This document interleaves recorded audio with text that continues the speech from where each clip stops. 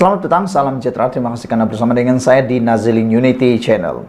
Ini kejutan paling besar yang berlaku terhadap 4 ahli parlimen yang telah pun menyokong Datuk Seri Anwar Ibrahim daripada Parti Bersatu.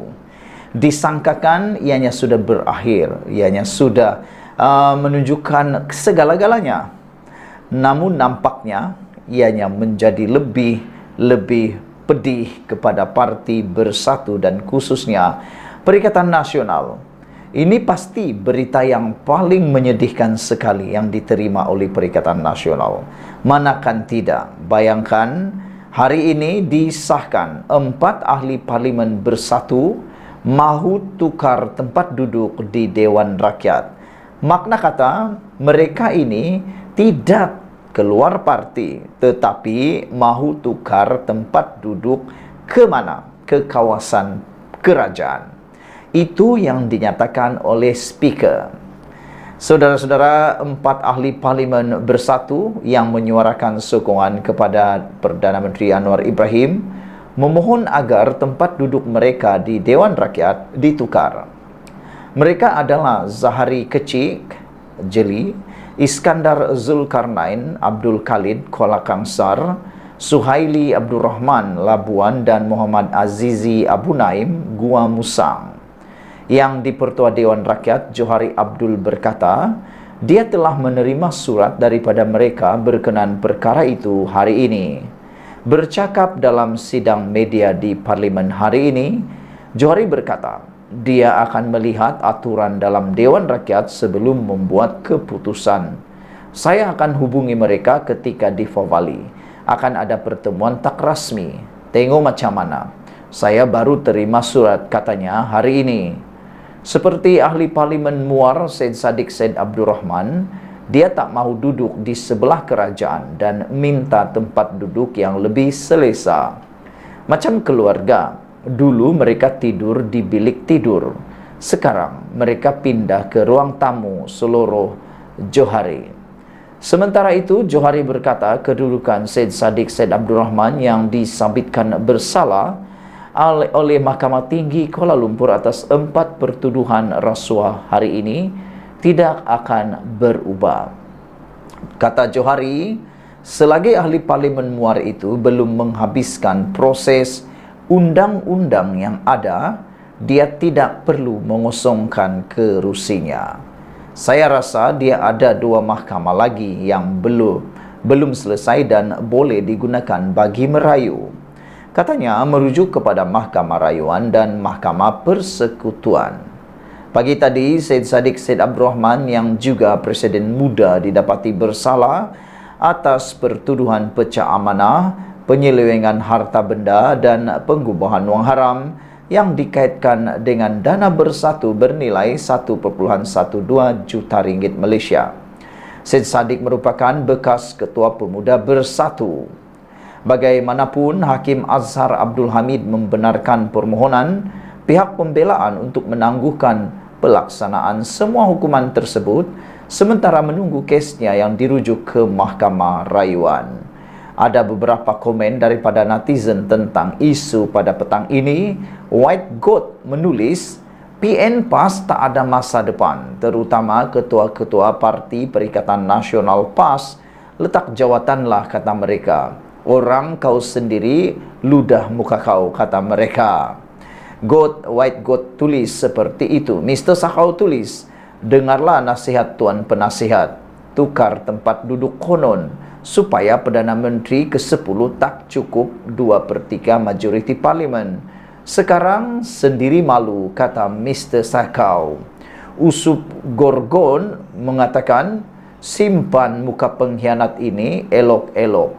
Nanti PN pun tak akan angkat hangpa 5 tahun lagi sebagai ahli parlimen, kata Usup. Apa pendapat anda tentang isu dan permintaan 4 ahli parlimen ini yang telah pun mahu memohon tukar tempat duduk di Dewan Rakyat? Sekian dulu untuk kali ini. Jangan lupa tinggalkan komen anda. Tekan butang subscribe. Tekan butang subscribe itu percuma. Malaysia kita punya, kita jaga sama-sama. Cintai Malaysiaku. Malaysia Madani. Kita jumpa lagi. Bye-bye. Selamat petang, salam sejahtera. Terima kasih kerana bersama dengan saya di Nazilin Unity Channel. Di mana Tun Mahathir ketika Syed Saddiq Syed Abdul Rahman dijatuhi hukuman penjara 7 tahun, denda 10 juta dan sebatan 2 kali. Ramai netizen yang bertanya kepada saya, kata mereka, di mana Atok?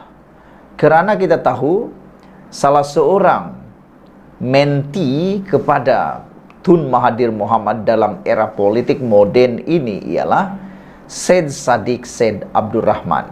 Boleh kata Syed Saddiq Syed Abdul Rahman itu ialah seperti anak angkat politik Tun Mahathir.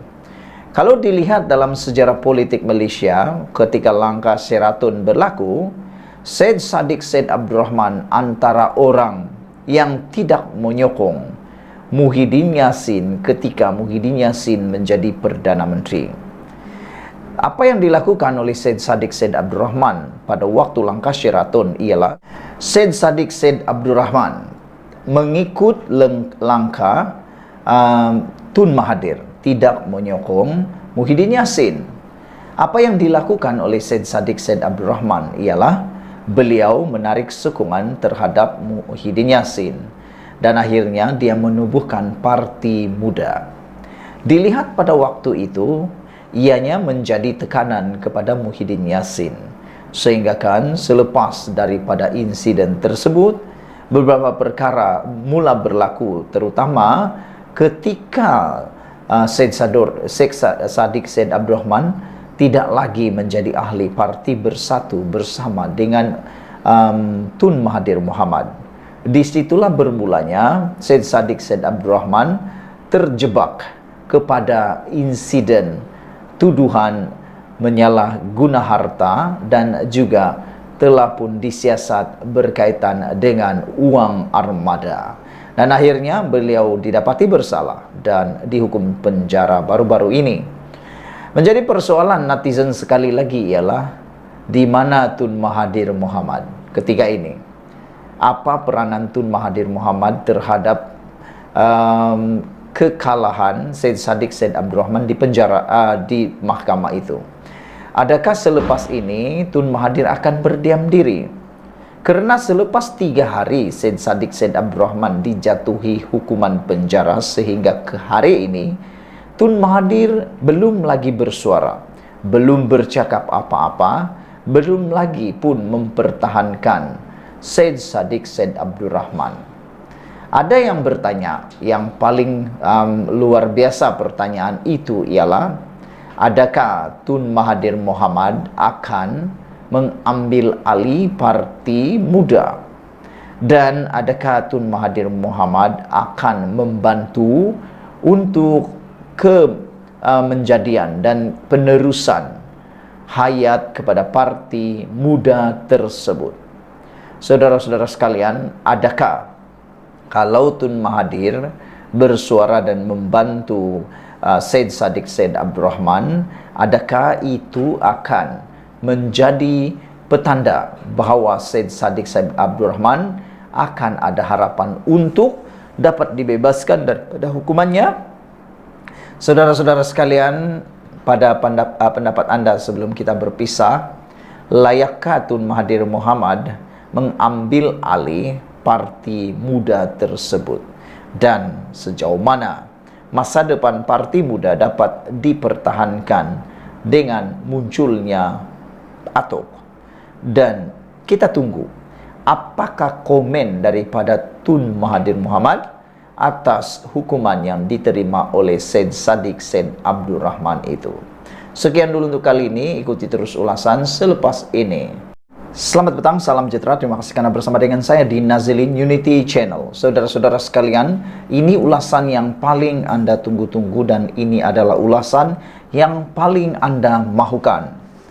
Beberapa hari yang lepas kita sudah ketahui tentang keputusan Syed Saddiq Syed Abdul Rahman dijatuhi hukuman penjara 7 tahun, 2 sebatan dan denda 10 juta. Menjadi persoalan besar ialah bukan sahaja kerana kenapa Syed Saddiq Said Abdul Rahman satu-satunya ahli parlimen yang pernah dijatuhi hukuman penjara dengan sebatan sebanyak 2 kali. Juga menjadi polemik hari ini ialah apabila mereka bertanya, mampukah Syed Saddiq Said Abdul Rahman menerima sebatan 2 kali tersebut? Kata mereka, ada juga yang mengharapkan supaya hukuman sebat tersebut dapat dibatalkan untuk ahli parlimen tersebut kerana tindakan sebat itu, kata mereka, cukup memalukan dan takut-takut nanti Syed Saddiq Said Abdul Rahman tidak mampu untuk menerima atau menghadapinya. Selain daripada itu, yang menjadi persoalan besar ialah apa nasib Parti Bersatu selepas Syed Saddiq Said Abdul Rahman dijatuhi hukuman dan telah pun letak jawatan sebagai Presiden Parti Muda. Kali ini yang menjadi persoalan ialah siapa yang akan menggantikan beliau. Kerana kita tahu, kalaupun tidak 100%, Parti Muda banyak bergantung kepada identiti dan juga kekuatan pengaruh Syed Saddiq Said Abdul Rahman. Makna kata, tanpa Syed Saddiq Said Abdul Rahman, Parti Muda adalah parti yang tidak akan boleh hidup ataupun sudah mati di tengah jalan. Lagi pula, pengganti Syed Saddiq Said Abdul Rahman di Parti Muda, kalaupun beliaulah yang menggantikan, akan dilihat tidak mampu menukar identiti ataupun menukar credibility serta kebolehan Syed Saddiq Said Abdul Rahman. Oleh sebab itu, ada mula bertebaran di media sosial siapa yang bakal menggantikan Syed Saddiq Said Abdul Rahman. Perkara pertama yang menjadi jangkaan ramalan para netizen, penganalisis politik dan pengikut politik Malaysia ialah mereka menjangkakan Khairy Jamaluddin mungkin akan mengambil alih jawatan tersebut. Mereka mencadangkan Khairy Jamaluddin sebagai pengganti Presiden Parti Muda, memandangkan dengan alasan Khairy Jamaluddin merupakan pemimpin yang mempunyai kredibiliti, mempunyai kebolehan seperti Syed Saddiq Said Abdul Rahman. Ditambah pula, memang Khairy Jamaluddin masih muda. Selain daripada itu, Khairy Jamaluddin juga diketahui tidak mempunyai parti sehingga ke waktu ini. Khairy tak punya parti untuk bertanding pada PRU akan datang. Oleh sebab itulah, ramai yang menjangkakan atau mencadangkan biar Khairy saja yang mengambil alih Parti Muda tersebut.